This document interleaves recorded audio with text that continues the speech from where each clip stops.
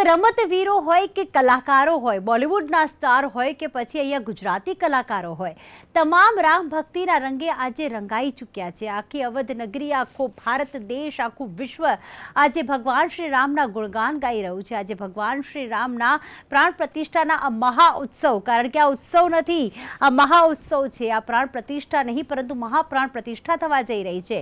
ભગવાન વિષ્ણુનું સપ્તમ અવતાર કે જે અત્યાર સુધી આપણે રાજાના રૂપમાં જોયો છે.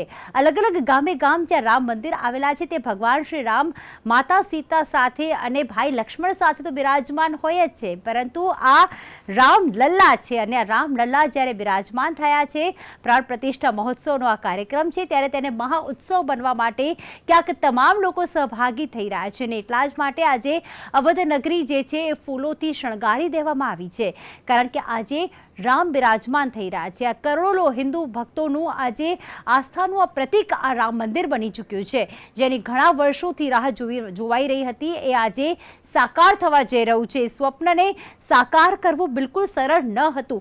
એક લાંબી લડત ચલાવી, અનેક લોકોએ ત્યાગ બલિદાન આપ્યા અને આજે એ સ્વપ્ન સાકાર થવા જઈ રહ્યું છે.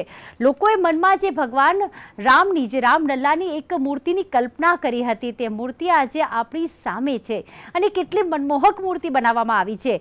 આ મૂર્તિની વિશેષતાઓ પણ આપણે જાણીએ છીએ કે આસપાસ તમામ જે ભગવાન વિષ્ણુના 10 અવતાર છે તેને પણ ચિંતિત કરવામાં આવ્યા છે.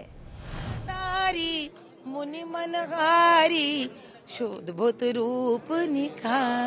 बस तो आज तो यही है.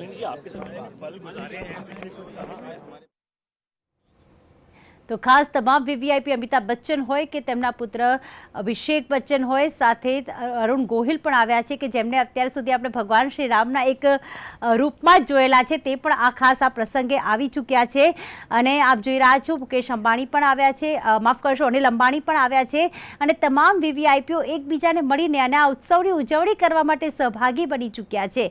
ત્યારે સૌ કોઈના મનમાં રામ છે, કારણ કે મારા તમારા રામ આજે એ મૂર્તિમાં પ્રાણ પુરાઈ રહ્યા છે.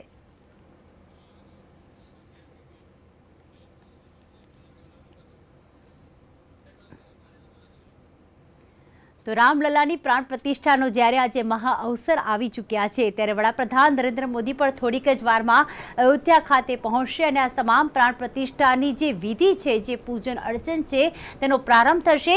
જે વખતે પ્રાણ પ્રતિષ્ઠા મહોત્સવનો પ્રારંભ થશે તે માટે મંદિરની ગર્ભગૃહની બહાર પૂજન અર્ચનમાં માત્ર 5 જ વ્યક્તિઓ જોડાશે.